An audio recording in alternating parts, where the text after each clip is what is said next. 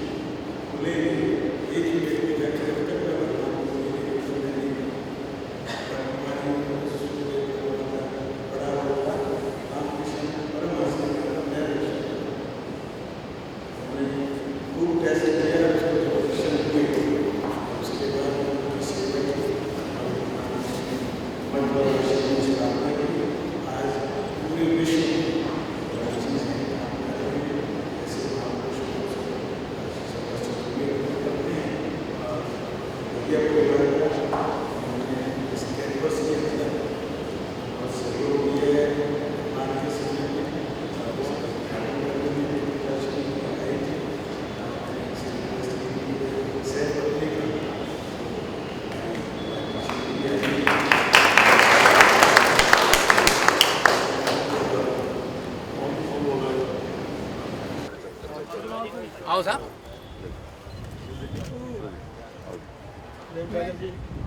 आ जाओ प्रेम सागर जी बाद में ग्रुप फोटो करना बाद में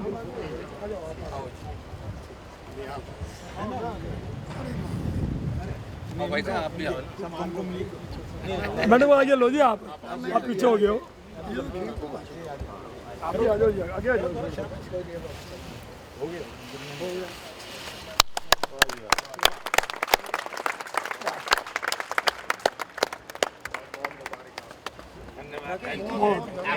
आप सबको चलो जी। नारियल नारियल पकड़े नहीं सर, उसको रस्सी में पकड़ ली। बराबर में रहो।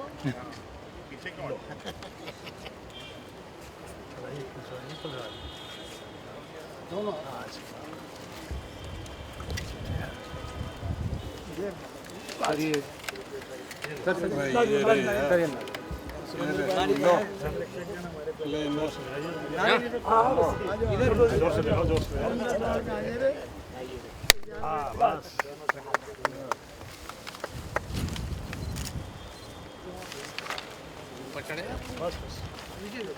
आधा घर के लिए आधा आधा घर के लिए आधा प्रसाद सब ले लीजिए सर, सब ले लो। वो पकड़ा दे। लो जी, आओ जी। एक एक भाई थोड़ा थोड़ा रुक के चलेंगे जी, थोड़ा सा फोटो में जाएगी ना जी। फोटो हो जाएगी। रुक रुक क्या जी भाई साहब, रुक रुक के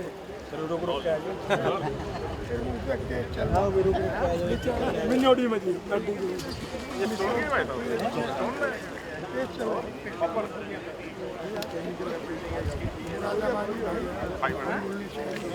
लो जी ले भाई अच्छा जय अपने यूपी की है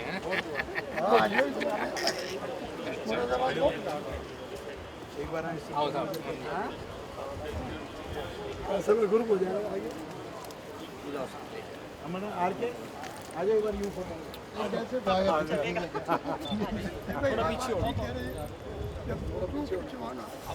आ जाओ इधर आ बस समझे इधर बाजू में आइए ना। आप आइए बिल्कुल ठीक है ज्ञानेंद्र जी एक बार यूं और ले लो बेटा दूसरे साइड में घूम के ब्रिगेडियर आओ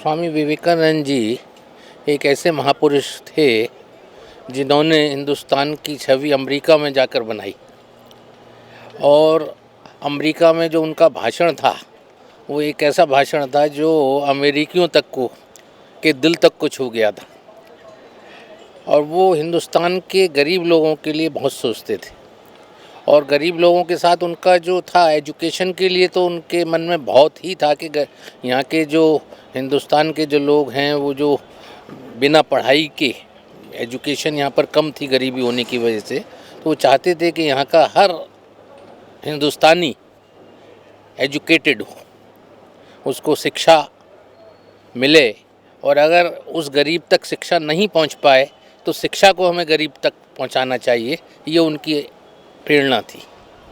उसी प्रेरणा के अंतर्गत हम लोग भी एकल विद्यालय के रूप में और इस education Maharaja Agrasen institute of technology के रूप में से जुड़े हुए हैं और उस एजुकेशन को उनकी दी हुई प्रेरणा के अनुसार हम उसको आगे बढ़ाने का कार्य कर रहे हैं ऊपर परमात्मा की दया से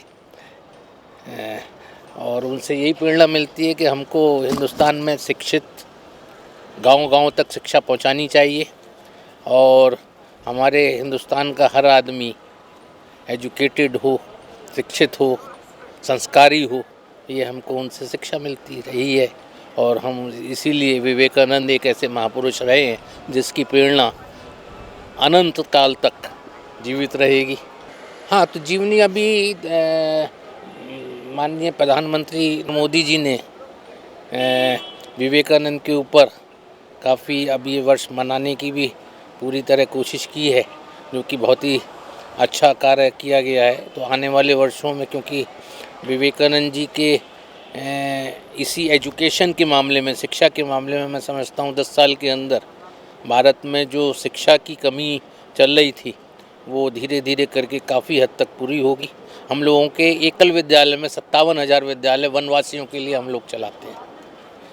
भारत लोक शिक्षा परिषद के थ्रू एकल अभियान के थ्रू जो हमारा एकल अभियान है उसके अंदर हम लोग 57,000 विद्यालय वनवासियों के लिए इंटीरियर्स में चलाते हैं। उसमें जो बच्चे हैं वो कोई गांव का ही वहाँ का उसी गांव का एक टीचर जो पढ़ा लिखा होता है हाई स्कूल पास होता है उसी को वो टीचर बना के जो वहाँ के 30 बच्चे 25 बच्चे उस गांव के होते हैं उनको इकट्ठा करके वो लोग पढ़ाते हैं और उनको संस्कार शिक्षा देते हैं। संस्कार शिक्षा और जो प्राइमरी शिक्षा एक तरह से आ बासा या 1 2 3 पहाड़ा वगैरह ये उसको प्राइमरी शिक्षा देते हैं ताकि वो लोग थोड़ा उस शिक्षित होकर और संस्कारिक बन सके। उनको अपने हिंदुत्व के संस्कार सिखाते हैं गायत्री मंत्र वगैरह सिखाते हैं इस तरह की चीज़ें रहती हैं योगा वगैरह उनको सिखाते हैं। स्टैचू विवेकानंद जी का इसीलिए लगाया कि ताकि स्कूल के बच्चों को भी जो यहाँ पर 2,000-5,000 बच्चे पढ़ते हैं तो उनको विवेकानंद से शिक्षा मिल सके और वो इस बात को महसूस कर सकें कि हमारे महापुरुष की क्या प्रेरणा थी और वो उसका अनुसरण कर सके। इसलिए ये प्रेरणा देने के लिए बच्चों को ये स्टैचू का लगाया गया है इस महाविद्यालय में।